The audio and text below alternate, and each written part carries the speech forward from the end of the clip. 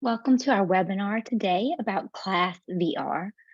I'm Marcy with the Eduscape team. We partner up with ClassVR to help them with getting people up and running and understanding what it does for them. So that's where we're going to get started today. Eduscape is a professional learning company. We are based out of New Jersey, but we work all over the country, and we are made up of teachers. So those of us that you'll meet through our various webinars are all people with classroom teaching experience. So as we get going today, please don't hesitate, drop in any questions in the chat, introduce yourself. I'd love to hear, where are you located? What kind of brought you here today? What was the reason that you chose to join and give some of your time to us? So that's kind of where we're headed. So we will click on over and move into the first thing we want to talk about is devices, because a lot of times this is kind of the first question when people start to think about this kind of software, something like this. They start to think about, what does this look like? What does it mean for us? So with ClassVR, they are standalone all-in-one devices, and I've got mine right here. And so it looks just like the one you see on the screen. You're going to see a camera on the front. You're going to see little head straps to hook it onto your head. You have the little vision piece in here, and there's a little sensor up in the top that lets it know when you're actually up against the headset. You also can kind of trick it by putting your finger in front of that little sensor. The other piece that you're going to have in addition to this is this little wired controller like you see on the screen from the slide deck. And that actually plugs in to the bottom. And that way you have plenty of cord, and it's going to let you control it. And so that way you can move around.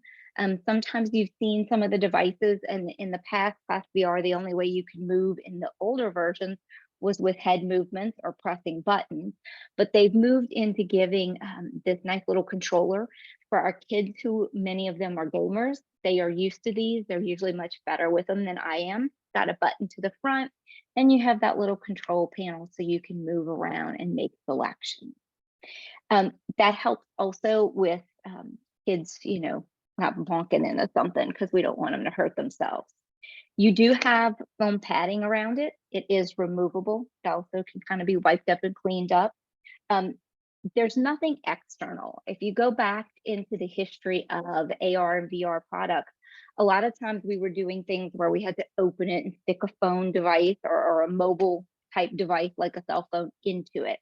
This is all in one. You don't have to mess with any of those other pieces. So it kind of helps. And it's really pretty straightforward. It's kind of put it on your face for the kids. And so that makes it a little bit easier for that. When we talk about this headset, you're talking about a 5 to 7 hour run of battery. And as we'll talk about a little bit later, that's going to be plenty of time for the way we should be using this type of device. When you are working with these devices, what you're going to find is when you go in, you're going to see a screen similar to what we have here, and that's called the holodeck. And that's going to be the kind of place where if the teacher pushes out the content they've selected, or maybe you give some choices where the kids can roam, but only through what you've allowed them to choose from, that's where they're going to be able to go here. There is not a true web browser. There's nothing the kids are going to go wandering off onto the internet to places you've not wanted them to be. These are very locked down in terms of the teacher is the person controlling the experience with these, and that's super important to know. I mentioned earlier that you will have that joystick. Some of the other versions were using just your head movements, but we're going to have that nice little option to use that controller. So far, if you have any questions that have popped up as far as the hardware itself, please feel free to drop it into the webinar chat that you can locate at the bottom.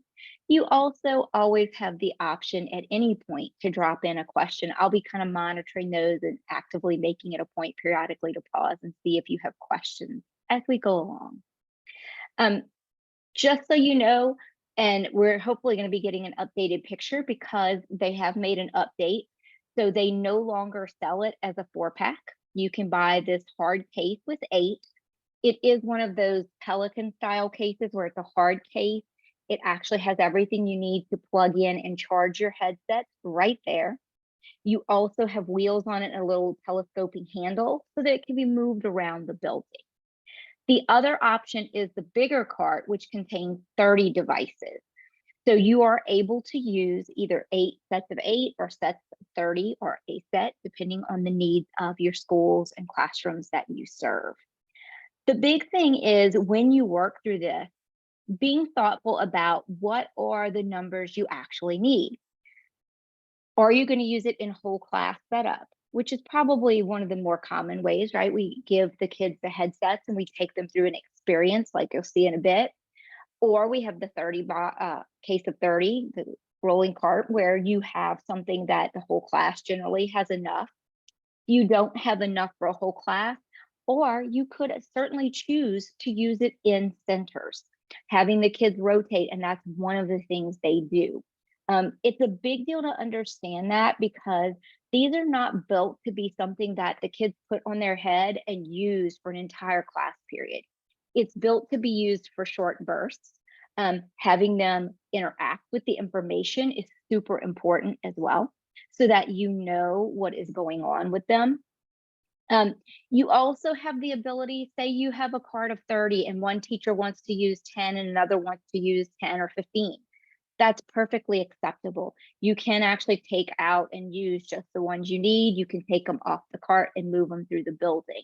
As long as you're working with the same Wi-Fi, that's going to be the piece that will connect them to the teacher. And so that way they're able to use them. So don't feel like, if you have a case of 8, well, I can't do anything with this. You absolutely can. Small groups, or if you have a set of 30, break them up, spread them out. So those are different options for how you can consider the use. Like I said, make sure as we talk about this, that you consider that this isn't built to just be a whole class, hey, that was cool, stick it on your head experience. What it's built to do is actually allow the teacher to control what they are doing. So there's a web-based portal, and I'm actually going to take you out there live in just a moment. And that's going to let your teachers control and monitor those devices from this web-based portal. So they're going to just use their internet browser to access it. And it keeps it pretty simple. So that way it becomes very, very easy to use. So I'm going to escape out of this really quickly. We always have that as a backup. And let me see.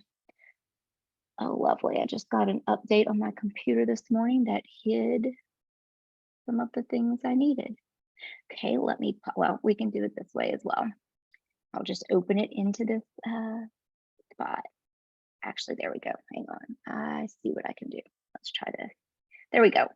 So this is one of the places that you're going to be able to go. When you buy ClassVR, what you get is not just headsets, but you get the subscription. There's different lengths of time, 1 year, 3 years, that you can purchase the subscription. Each subscription covers the teachers in your school, whether if it's a district buying it or if it's a particular school in and of itself. But you have up to 1,000 teachers in that organizational unit, whether that be a district is bringing them in or a school is bringing them in. This portal is going to be the place where teachers go. Now, kids do not need a subscription, because I know one of the big discussions always is safety. What do we do with safety, right? And so with safety being in mind, your teachers are the ones who will hold account, not your students. I'll show you quickly before we dig into the content a little bit, just kind of, this is what the back end looks like. Now, every teacher wouldn't be the one that would be necessarily in your back end, obviously. But what happens is your group, whether that's a school or a district, gets somebody who is their administrator, and they would be the person that would be able to come in this back end. This is where they would come to connect their devices to your school group. This is also where you would come to bring your devices online and have all those connections going. It's simple. It uses a spot where you input information, scan it, you get them online. And then once you do that, you do a scan bar and that enrolls the devices into your portal. So that's why you want to be thoughtful about who's controlling that. Is that, the district bought it, and so you're going to push them out and then break them up around the different places in your district. You also, of course, can do the administration piece of it. What's really great is because we don't need student accounts, all we have to worry about are our users who are teachers. And so I could come in and I can invite people in as the administrator. What it does when I invite a user, it's all email based. So I would come into my domain, I would put in an email address and give them a particular role and send those invitations. They would get an email that would walk them through and join them so that they actually can be part of this portal. And once they're in the portal, then the teacher is going to be the one using the other piece of it, that piece where we were looking a little bit earlier. Here we have two tabs as educators. We have a plan tab and we have a deliver tab. What's really great is each teacher is going to be able to come into their portal and set up the content the way they want it, or whatever content it is that they want to teach. So a couple of things it has the capabilities to do is it can create playlists. And as a teacher, I can actually save this so that when I teach it next year, I can just pull up my playlist, make any edits, and I'm ready to go. Playlists don't take long. It's just a matter of looking to find your content and choosing to add it to a playlist.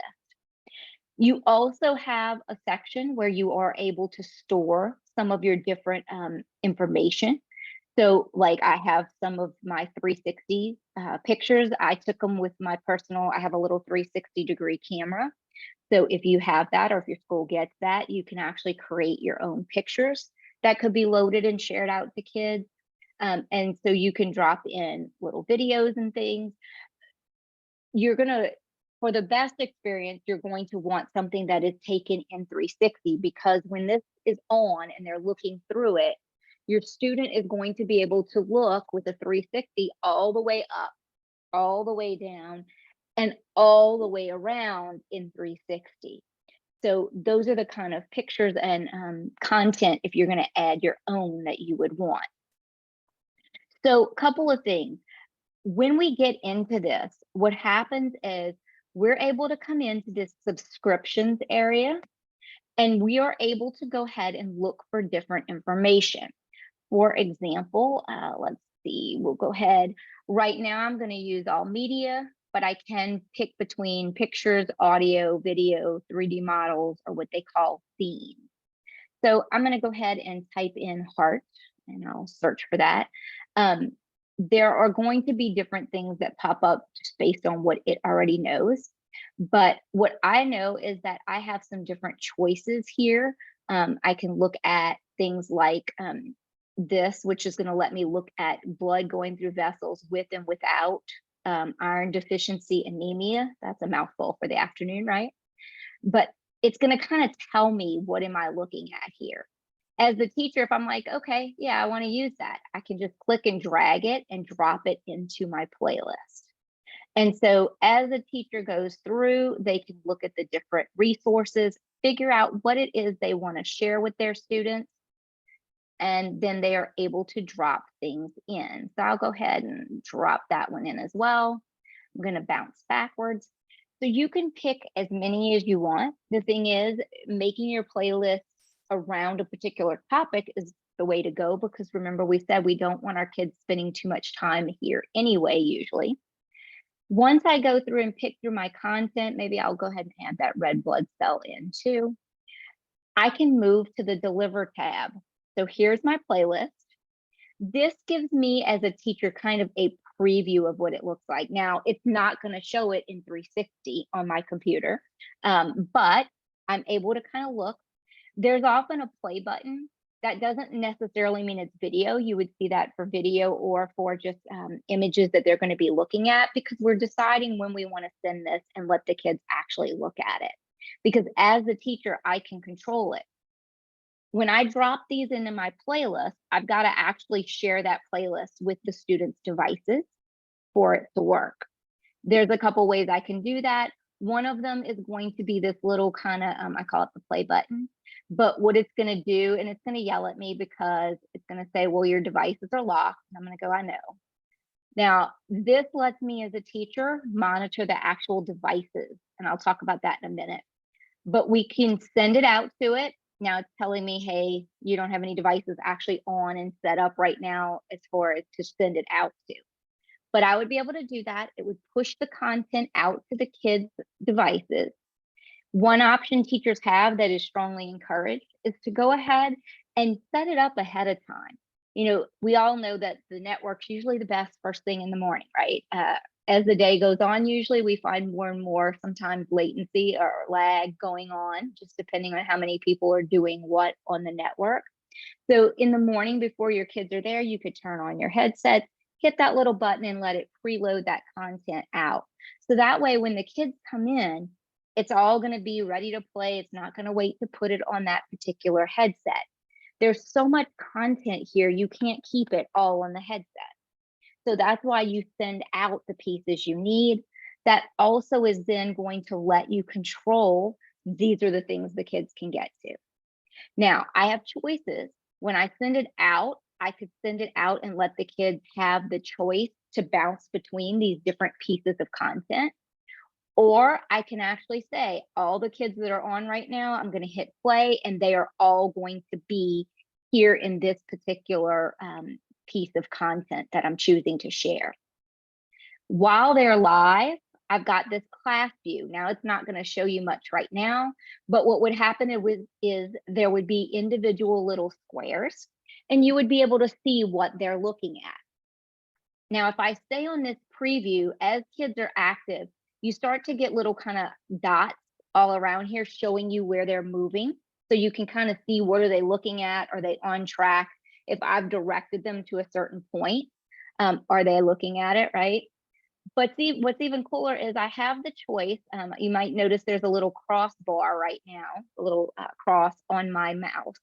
So when I come in and I click, I might click and say, okay, what do you notice that's different right about here where I'm asking you to look? And it puts kind of a little eyeball there because it's going to point them. It gives them like a little arrow and kind of helps them find what it is I'm trying to let them look at or something I want to point out to them. And then maybe I'm going to say, okay, when I click in there, here, follow, go to the arrow. What do you notice about this one? What did you see were the two differences or what were the similarities? This is that point where I'm going to pause and say, what we do with this and how we use this kind of technology with students is super important. I said at the beginning, this isn't just stick some headsets on and let them just go wandering. So I might have them look at something like this. I can pause it, which means it's going to pause what they can see, kind of stops them from seeing anything really in their headsets. And I could ask them to turn and talk with your neighbor. What did you think the differences were? Jot down the top 2 things you noticed, or top 3 things, or make a list of everything you noticed that was similar. Make a list of everything you noticed that was different. Talk about it as a class. Maybe I need to pose some additional questions and then I can hit play again, put your headsets back on and go see what you can find about these 2 things I just asked you to look for. So we need to be making sure that the kids are given something to do, not just, hey, this is cool, it's neat, it was fun to look at. We want to really work with them around that. On this right side, it doesn't look like much right now because I don't have a group of kids playing in them. Right now, what you see are 23 headsets that are part of our domain or our group. They're disconnected. What that means is there's no power, there's nobody actively using it. If I turn on the power, what then happens is it would move into this connected section, because just having power on means, hey, I'm connected, I can take the information, but there's not a kid actively working with this. Active is going to show when that little sensor I mentioned earlier up at the top is actually being triggered by either somebody holding their fingers over it or somebody with their face up against it. So that lets the teachers kind of have an ongoing image of kind of how many people are actively using this, how many are connected but not doing anything. Hey, did somebody get turned off and they're just sitting over in the corner kind of looking around but really doing nothing and trying to make it look like they're involved? So we have the ability to do some control of this. So this portal becomes the place that we manage their devices. It's the place where we're choosing our content. It becomes kind of the hub for the teachers in the classroom. Now, I'm going to come back to this plan tab. Just a couple things to know. The ClassVR section will cover all the content that's part of your ClassVR subscription. There are other subscriptions that schools sometimes choose or maybe already have, that content can be brought in and then shared out through the devices with the kids. What do I mean? CoSpaces is a piece of software, it's web-based, where the kids can actually build their own little 3D virtual reality environment. Virtual reality meaning that everything the kids see around them is in the virtual world. Sometimes you're going to have things that do augmented reality. I might date myself a little bit here, but if you played the game Pokemon Go or one of those other games on your phone where you would see the world, like if I'm standing here, I would see the other side of my office, and then I would see the little Pokemon popping up in my actual world. That's what it means when we say augmented reality. It takes what is truly reality and then augments it to bring in something else. Whereas virtual reality is fully some other world. So there are some pieces that are both VR and AR as far as the content. When you do the augmented reality content, what happens is there's a little app. It's one of the apps you can run in here. It's not something that the kids can go and do other stuff, but what it does is when they activate it, there's a little thing they'll scan, and then they're able to actually see something in the world around them. One of the cool ones is you can actually take the human heart and it kind of pops up in the world around you, and you can actually flip it around, look at it from different directions, look at how the different connections exist, what's in the front, what's in the back. So you have a lot of different things that you can do once you have that. You also have the ability, this is something called a merge cube. And there's actually a one you can actually print out onto like cardstock and fold it up and make it.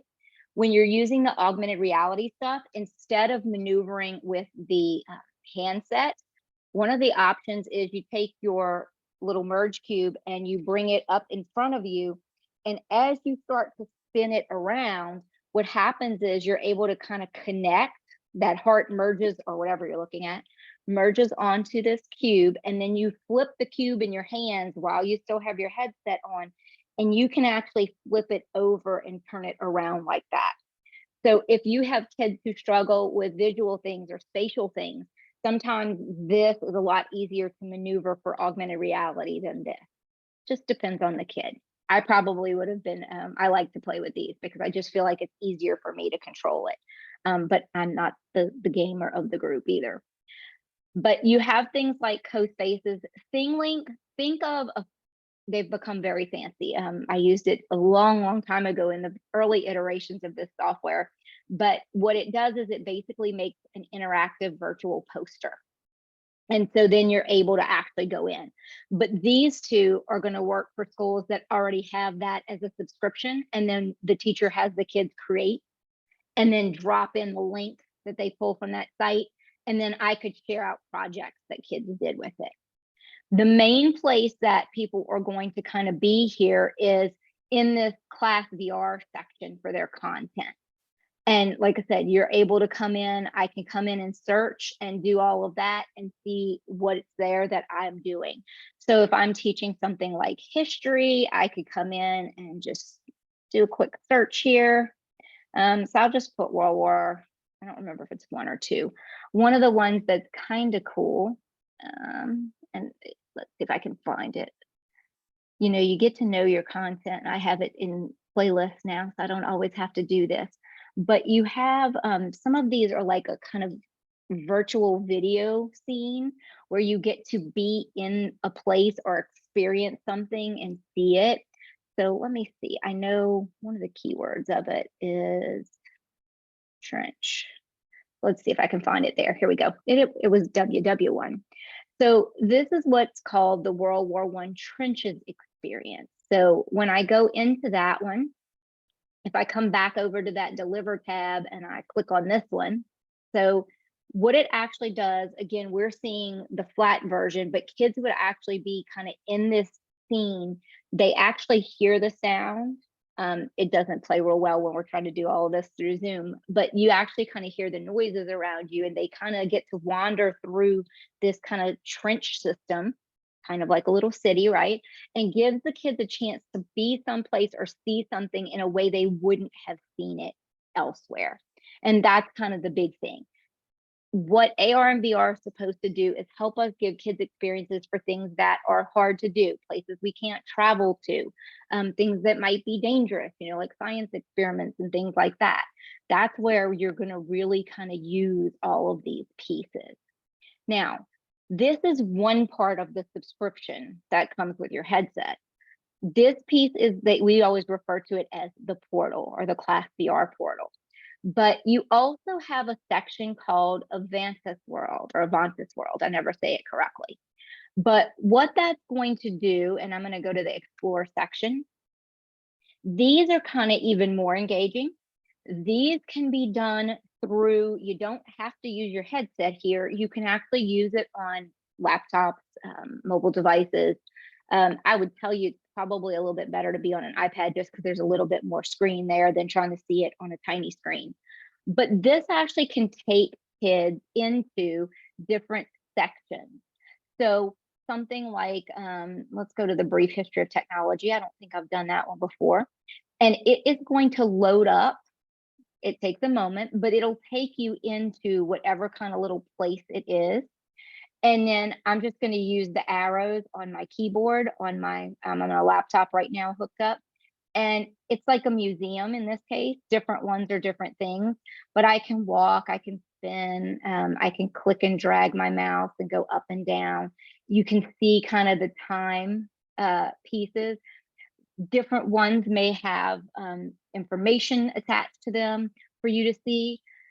If it's the kids, they're going to have a section called Learn, which is what I just clicked.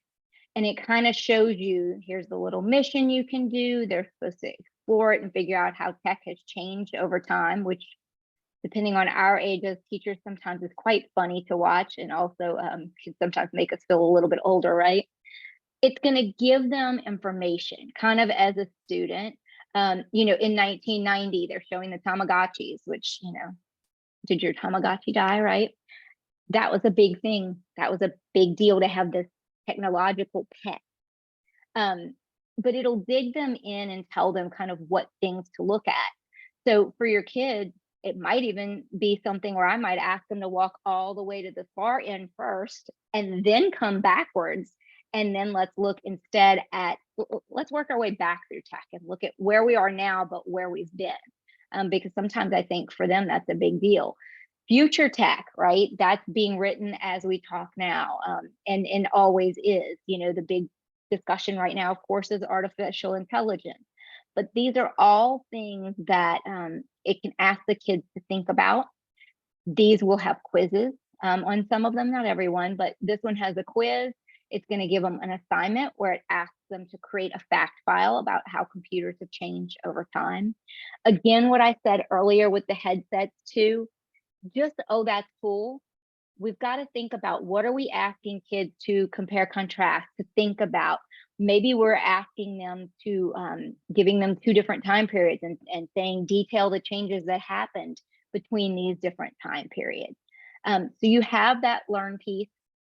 You also have teach. So for you, it's going to kind of give you the big picture, the teacher resources that you can get to, including things like student questions. And so I can click out and get to those as a teacher. I've got answer documents, and what you see is it's opening up the PDF. These are in PDF format. So if I needed to print something, I could. If I needed to pop this into Google Classrooms or Microsoft Teams for my kids, and then maybe they're answering it digitally, that also works. And Kristen, I see your hand is up. If you will go to the bottom and open up the chat box, please pop your question in there for me. That makes it a little bit easier for me since we don't have mics. And that way I'll pull that. I've got it in my side eye, so I'm bringing it forward to keep an eye on it. But you're gonna have all of this different stuff that you can get to, okay? So they kind of give you that. Doesn't mean you have to use it. You know, you can create or come up with your own stuff, but doesn't mean you're required to do it that way either. And it's just a little side panel that I can open and close. There are, if I go to explore, what you're gonna see is a couple things. You have these multiple menus. So when we talk about this, so Kristen, that's a great question. And the funny thing is Google Expeditions has some of their content they have actually brought here. So let me a couple things to address here. So I work with Educape. We are a partner with ClassVR. They are going to be, if you mean at site this week, they're going to be at ISTE. And I think that may be what you're asking about. I would be willing to bet ClassVR is going to be at ISTE. They have been all the past years, including last summer. So I would think so. It's more than Google Expeditions. It has this first piece with the headset with that one content portal. And then you also have this portal that I'm showing now that's online. So you have two different pieces of content, if you will, or two different places to go for content, if you will. But if you were at ISTE, absolutely pop by. I haven't heard, I'm sure there'll be new stuff they're showing because this is kind of the point. Usually ISTE is where everybody announces what's kind of new for next school year. So that may be hitting too. I don't have any information for that yet, but hopefully we'll have some after ISTE. So what's new, I'm not sure yet, but what I can tell you is I'm sure part of it'll be they're continuing to build out content. This doesn't stay the same. I always joke about it's interesting for me to open this up because every time I open it up, I see something new that I haven't seen before. Under this piece, the online-based portal that even the kids would access online, you have this Avantis World section, which are these different kind of virtual places for the kids to go and explore. Some of them can be pushed into the headset. Some of them are going to be easier for the kids to use on computers, tablets, whatever it is they're using. Because everything's web-based, you know, even the controls that the teacher uses to control your headset, everything's web-based. Or at least so far everything is. I never say never because I never know if they're developing something new out there yet. But you have this section, you have different what they call lands. So they've kind of divided it into these different sections. The kids, you can actually bring them into it. They treat it as kind of like this theme park world, but it's learning worlds. So there's an engaging earth land. There is a literacy land. And each one of these, you might have noticed this third bar also opens and changes based on where I am. So if I'm in Avantis world, everything's there. I can go into what they call Main Street, which is kind of like let the kids wander, or I can go in, drill down and pick what I want. And for each of these lands, you have these different areas in that land. So here's wild weather. So while Eduscape is based in New Jersey, I'm down in Southeast Louisiana. We've had some pretty crazy weather, including baseball-sized hail this week. So, you know, wild weather is a pretty good one to look at. So you're able to come in. For us, this is always the news in the summer. You know, we're coming in, well, we're in hurricane season, so they've been looking at anything that could develop. You're not going to hear the sound, unfortunately, because of the setup through Zoom. But what you could hear, if you could hear it right now, is like you hear wind and you hear lightning and you hear rain going on in the background. I can take the mouse or the keys, I should say, on my keyboard because I don't have a mouse attached to it. And I can kind of go out and come in and see things. Again, remember, it's going to have those learn and teach sections so that as a teacher, it's kind of explaining to me, hey, here's what you're going to see here. We want them to describe a tropical storm and understand the impact of it on society. One of the things too is teaching kids not just the safety end of it, if you could be affected, but how do these affect people all over the country in terms of, depending on the age of your kids, maybe it's things like insurance is harder to get, or it costs the country more in budgets if you're talking about social studies. So all those different things could be brought up as well, but it's going to tell you what the different things you can do here are. Again, you've got your resources, and the kids are going to be able to come in and they can move around, they can tilt up and down, they can turn around. So I could maybe ask the kids to look back and, look at this and what do you think might happen? Or come and look at what has already happened. Or do you think the storm already moved through? Give me evidence of that. What tells you that this storm moved through? So you get lots of different ways you can approach it and engage the kids. And that's the whole point of all these technologies, is that we've got to engage the kids, not just, hey, this is cool, stick a headset on. You have what's called literacy land, and it takes them through different sections. You have a classic book section, early years, literacy, Shakespeare, poetry. So it's going to take them in and give them kind of a chance to see it. Super science land. There's lots of different stuff, and you notice there's different sections here. So I'll click energy and forces just to kind of let you peek, because there's a whole lot of stuff in here. So sometimes that becomes kind of interesting to see what's here. And so you could have the kids looking at these different things. If there's something that comes up, you might have them look at that. I know one of the things I've been seeing a lot news-wise, and again, depends on the age of your kids, but things about forces and how forces and pressure work. That's been a big deal. Shakespeare, you've got, let's pop into literacy land, and there is a whole Shakespeare section. So those are the ones they have specific to Shakespeare. Now, this is a newer format for the look of it than it used to be, and I've been playing with it the last little while. So let me see what I find when I hit Great Depression.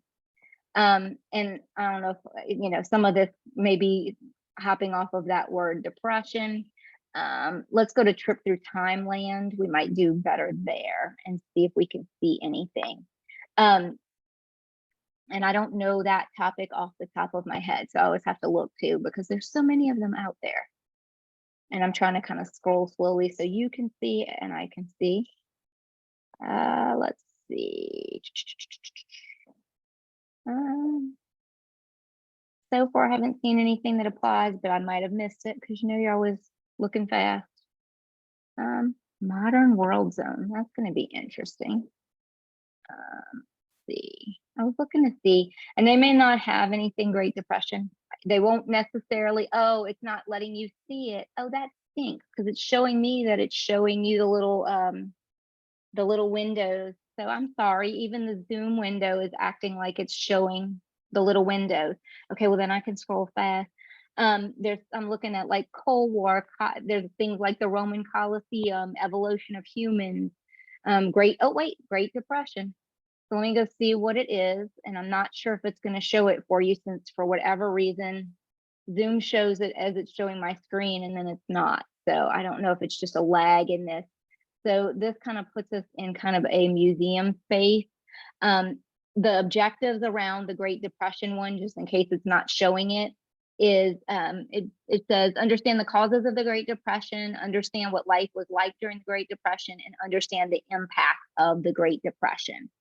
So it'll take them through a scene with life in America in the 1920s. It'll go through the causes.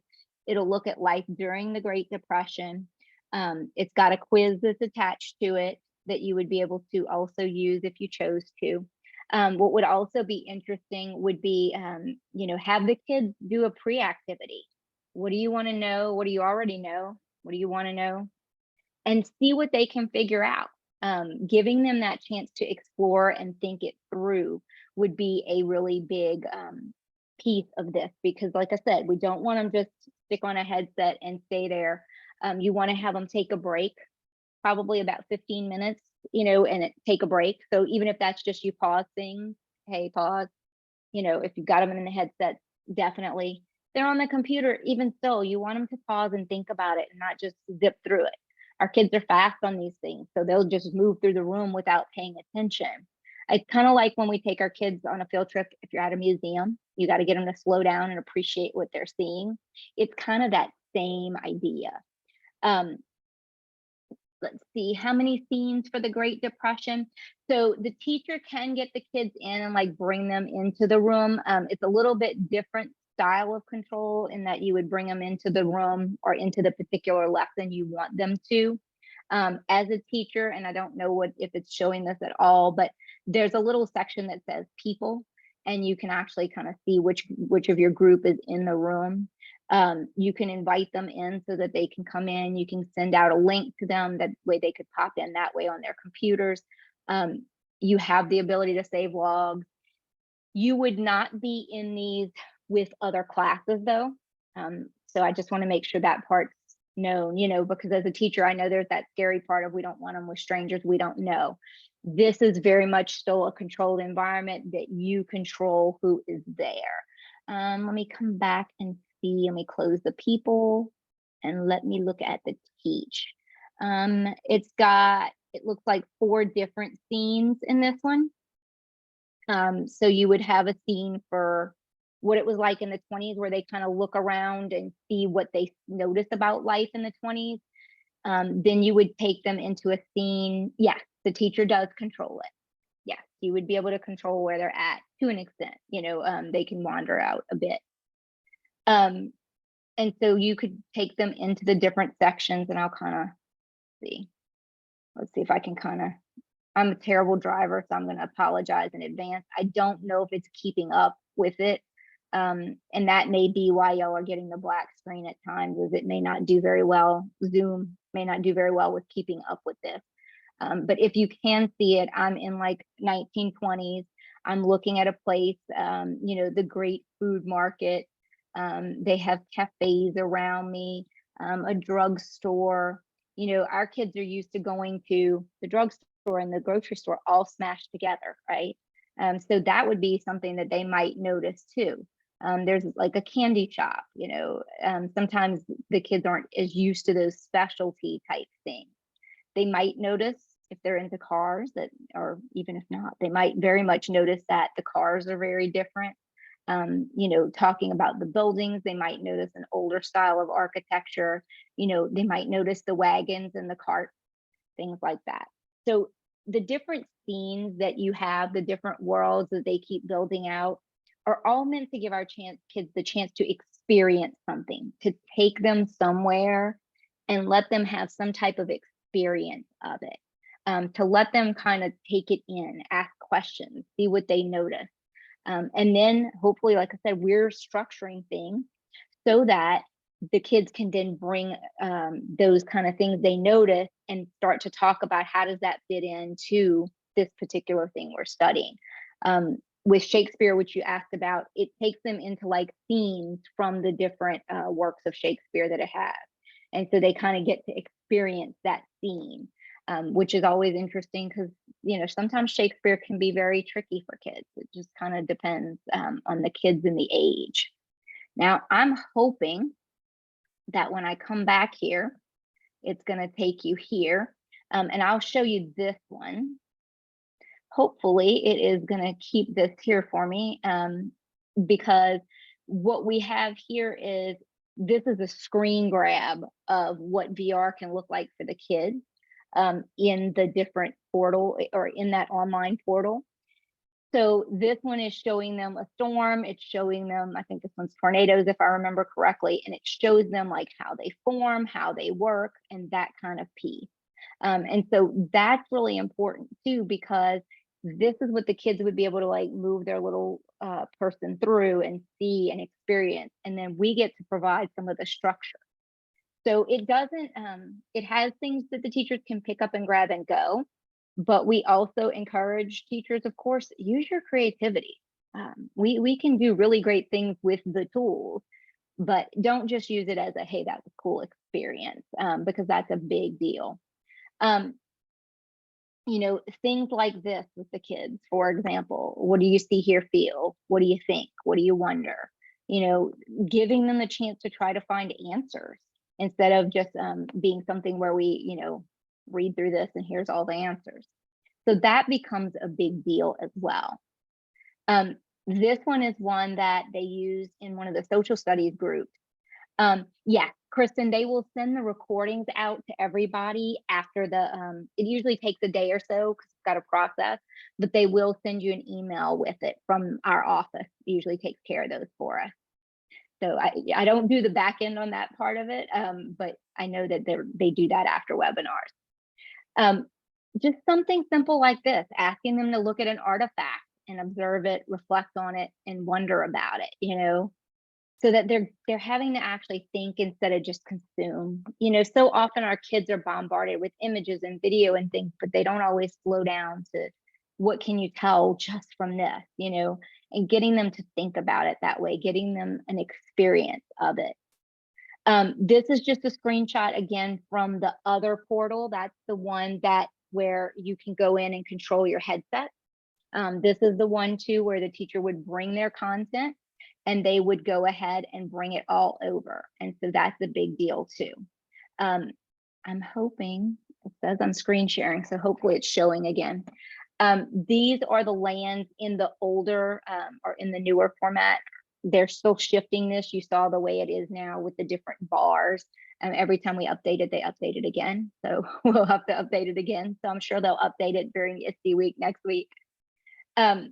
These are kind of the ways they break things down. So like in Trip Through Timeland, which is kind of history, you have zones. Each zone then breaks out into scenes. You'll notice there are 87 scenes and there are 87 quizzes, so that you could choose to do just certain scenes and then give a quiz just for the scenes you do. It's a chance for the teacher to kind of control which of the content goes along with their standards. And that way, if something doesn't, it's okay. This is kind of that new look of Eduverse. Eduverse is the name. They launched it last summer at ISTE. I got to be here last summer at ISTE. I won't be there this year. But when I was at ISTE to wander and learn, they had launched this newer name, and they're just kind of bringing everything together. The other piece I was telling you about when you asked about the Google expeditions. So what they've done is they've been in the process of bringing some of the expeditions content here into the Eduverse. It's not everyone. It's not the same in terms of, they don't always have as much of the information. And let me see if I can get it to show correctly, and we'll see if we can get this to show correctly, maybe, right? We're gonna try. Okay, let's go back to Explore. I'm going to jump into Expeditions 360 section. And so these are just some of the ones that they've brought over from the Expeditions content. I'll just grab this one very quickly. You'll notice that it's less information with the old Expeditions. Remember, they had all of the different pieces in the sections, and you kind of went from item to item or within that whole kind of topic. It's a little bit more broken up. It's not all of them. There's a little bit of information for you to share here for Teach. There's more for kids in the Learn. They actually have questions in some of them here for them, and they gave them an assignment. So these could be used as, kind of project style things where the kids start off with checking it out. Let's see if I can drive here without making us all sick on my computer. Probably not. But you can flip it around, and then I'll have to walk over here. It's zooming instead, so let's see. There we go. So they can kind of start to maneuver around it. And like I said, I apologize. I always have to work hard at driving when it's on the computer versus the little handset for the headsets. I can move around a lot easier. But they've been bringing this content in. Just know that if you're used to Expeditions, it's not all of it. But I do know that a lot of us, when Expeditions went away, a lot of schools had invested and knew the content pretty well. So that's also kind of a big deal. There's also a section with world events where it just takes them into different world events. You have kind of quite a few. I don't know how well that's showing. Like I said, it's showing on my screen, so I don't know if it's showing for you guys. But if you can't see it, what I'm doing is clicking in, because one of the examples of world events was in the Black History Month section, they show like the bus, and they take you into the bus so that you can kind of see what it looked like for Rosa Parks. You know, how the buses were set up, how was it divided? Because our kids don't have a real concept of those divisions that were very physical, where they could see all of the things that said, don't go here or don't do this. So letting our kids kind of have that experience of it. I can, if I drive well, I can get into the bus and I can actually come in, and then I can kind of start to look around and see how things were divided. You can have discussions about it. You can look at the bus stop. You can look at the laws around getting on a bus. They have an example of an American diner for them to explore. So you have these different situations where kids can actually visualize it. Your kids who are very visual learners are really going to appreciate this, because for some kids to picture it in their head is very difficult. And so to be able to kind of get in and wander, you know, you might ask, what do you notice is different about the buses, you know, from buses we know today? You know, even just design, style, who could sit where, there's a lot that can go into that for the kids. So you'll have lots to kind of look at with them. And again, it has a little assignment that can extend it. It's got the quizzes if you want to use those. And I'll circle back just to this briefly. This is an example of the augmented reality that you see right here, where it's got the heart and it's got the little scan bar. So they would be able to scan that with the ARC, they call it the ARC app, which is the one that lets them see augmented reality. So I would be able to scan that with my headset if I'm a student, and then I would start to see that heart in the room I'm in. So like in your classroom, in my office right now, I would actually see that heart, and I can manipulate it either with the little headset, handset that goes with the headset, or I can do what I was talking about earlier and use a merge cube, because it will actually kind of tack the image onto this. So as I spin this, I don't see the cube, I actually see the heart, and I can move those positions around very easily. So there's a lot that goes into ClassVR, because the subscription contains both portals. It has the portal we were looking at that's really driven for these, where the teacher's controlling your headset, as well as the portal that is web-based with all the different lands that we were looking at, like Shakespeare and the expeditions content. So there's a lot of stuff that's kind of out there for you to have access to or see. There's a lot of content, you know, and they're constantly updating it, which is why I'm like, ooh, let me see when people ask about a particular topic, because I have to kind of poke around myself and double check, because sometimes the answer might be no, and then they've added it. So there seems to always be something new popping up for me to look at. The other piece is this one. Don't forget the PD part. If they're coming onto your campus, one of the common things we see is a lot of technology costs, right? There's costs with all technology. But what happens sometimes is if teachers don't get the PD around it, what we see is things don't get used. That breaks my heart, because I've seen schools invest in not just this type of technology, but all kinds of technology. And we've found it collecting dust, or it's sitting on a shelf, or only one person uses it because they're the only one that knows how to do it. And the others really, they might be willing to use it, but they need somebody to teach them. So we also offer, and this is where we partner up a lot with ClassVR on the professional side of it, helping with the planning, finding your content, managing the devices, tips for how do we not just manage them physically, like which buttons to click, but ideas around how do we manage this in our classrooms? How do we engage kids? You know, ideas around assessment in addition to what they offer. And then we do different customizations for different groups based on their needs around it. I want to thank you, because I know if it's not summer for you yet, it's really close. And so I thank you for giving of your time. I'm also going to pause because I want to make sure that any questions that I can answer, that I do answer for you. So that way I don't leave you with a question that's burning. You can always get in touch with us. The easiest way is if you use this email address, info, at eduscape, eduscape.com. That's going to get you to our team, and they will get your questions or whatever information you need out to the right members of our team, because there are quite a few of us who work with stuff around ClassVR. If you're more of I like to pick up the phone and talk to a human, it's 1-800-781-7976. And so you would be able to access it there as well. Now I'm going to escape out of full screen so that I can see the chat box. And again, the recording of this, they will get it sent out to you so that you are able to see it. And that way you can kind of, zip zap to the sections you need or rewatch the parts you need of the session, because there's a pretty good bit to this.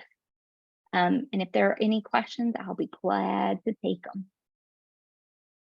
And I do have the chat open.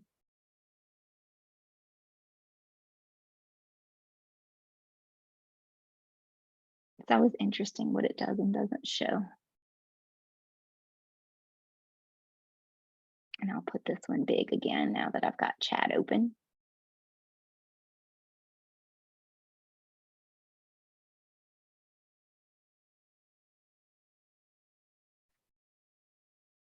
I'm just giving a moment in case you type in something, because I know sometimes it takes a moment to get it typed in. But either way, thank you so much for your time, because that's the biggest gift we have as teachers, isn't it?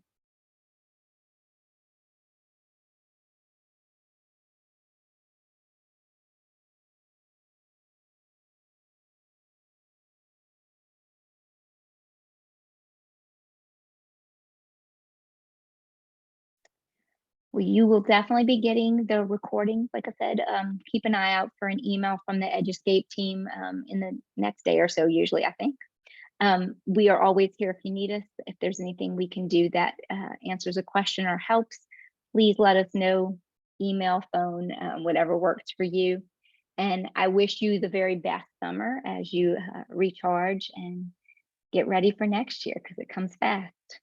Thank you, everyone, for joining today. Have a great summer.